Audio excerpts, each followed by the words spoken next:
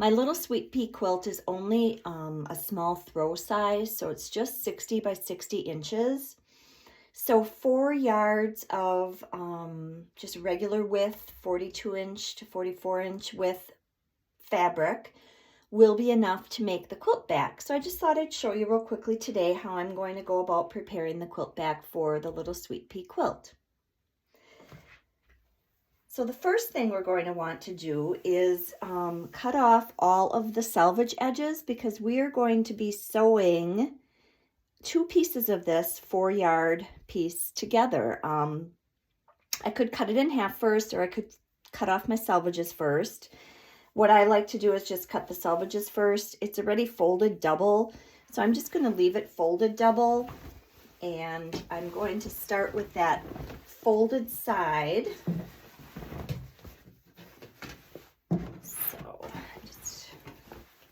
Get that all organized here, and I will have a folded side to be able to start squaring. And as long as you get it started and just keep making sure that those that fold is lined up together, then the selvage edges will be lined up as well. So I'm cutting double, actually 4 layers of fabric at once. It's just saving a little bit of time. You could cut just two pieces of fabric, the back-to-back at once, but I'm choosing to go a little bit quicker. And I'm going to be lining up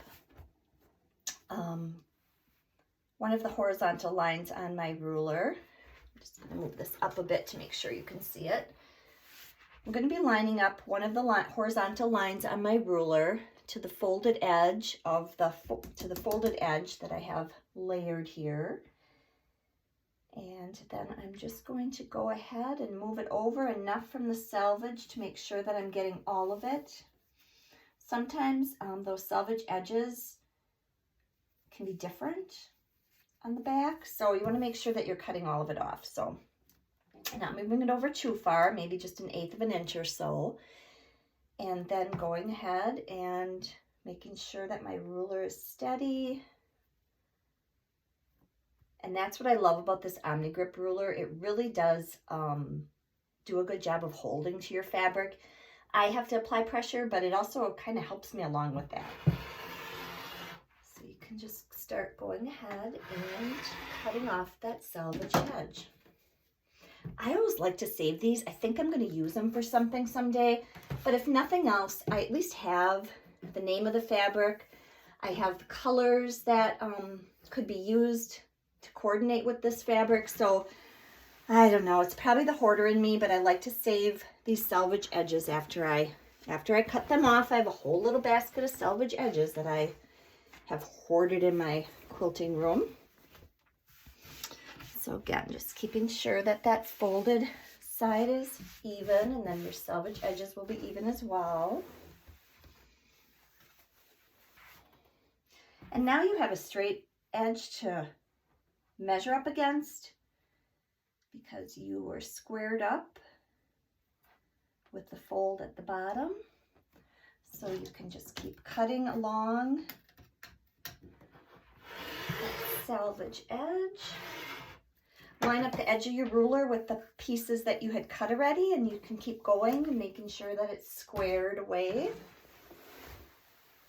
And this really is quick to accomplish.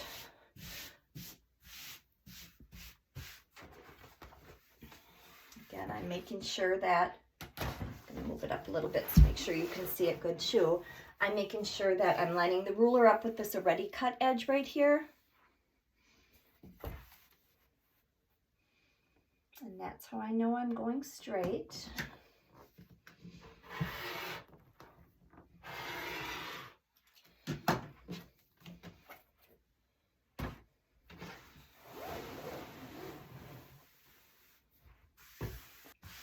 Don't you just love, am I the only one that loves these little colored dots along the edge of fabrics? If I'm not coordinating with this particular fabric, I'll save these two and just know that those are some colors that work really nicely together because they were in a piece of fabric together. So yeah, I really like it. I just think they're fun. So I'm almost to the end here.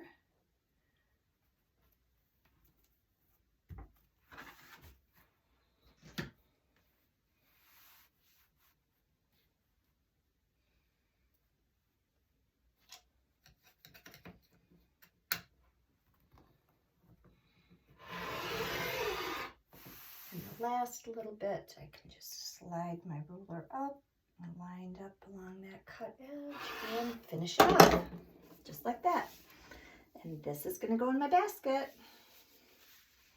So the fabrics are ready, folded in half. I didn't have it exactly folded, so I'm just going to readjust a little bit on these cut sides and make sure that lengthwise the fabric is folded in half, 2 equal pieces. And because I purchased 4 yards of it, this will be 2 yards each. And now I have that folded line that I'm just going to go through, and I'm going to split the fabric into 2 equal 2-yard pieces. I could use my straight edge ruler and my rotary cutter to do this, or I could use just a scissors and I could go right inside of here and snip along this line. I could do either way, and really it doesn't matter because this is your backing. This edge isn't going to have to be exactly perfect because it's going to be overlapping a little bit outside of your quilt top. But I don't know, there's just something about those nicely cut straight lines. So I'll go ahead and use my rotary cutter and my ruler to get that. And I don't like a lot of waste, so I'm just going to go almost right up to that fold line. Line up the lines on your ruler with the straight edge that you just cut from the Salvage. This is the folded edge over on this side. And just go ahead and cut these 2 pieces in half. Very little waste, hardly any at all. So you've trimmed them, you've trimmed the Salvage edges, you've cut it in half, and now we're going to sew these 2 pieces together to form the quilt back. So these are my now 2 2-yard pieces that I cut in half from my 4-yard piece of fabric that I'm using for my backing. And what you can do is you can spread these out, you can open them up. They actually already are right sides together, so all I need to do is open up the top and the bottom layer, just like so. Shake it out, and you'll have those Salvage edges that you just trimmed that you're going to sew along now and make a seam to make your quilt back. So go ahead and make sure you line them up right sides together. And it's pretty easy to just hold them like that and sew, but I'm going to go ahead and I'm going to place a pin every little ways, every 8 to 10 inches or so, just to hold these 2 pieces of fabric together. So that I know that my seam is going to be nice and even.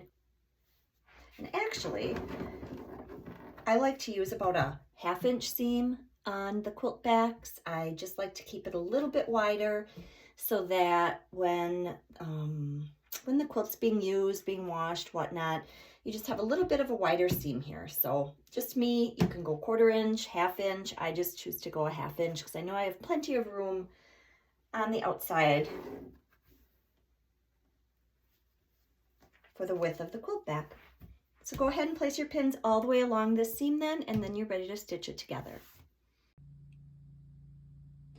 I've got my quilt back placed in my machine. It's at the 1/2 inch mark for my 1/2 inch seam, and I am just going to go ahead and I'm going to sew these 2 2-yard pieces together. Okay, I've got my 2 2-yard pieces of fabric sewn together along the trimmed Salvage edge, and the last part of making this quilt back will be to press that seam open. So I have my iron preheated on the highest setting. I don't prefer to use steam. Some people like to use steam. That really is up to you. You could use a little finishing spray if you'd like to at this point, but I'm just going to use no steam, no finishing spray, and I'm going to go ahead and I'm going to press that seam open. And this will be the last piece of the puzzle for making the quilt back.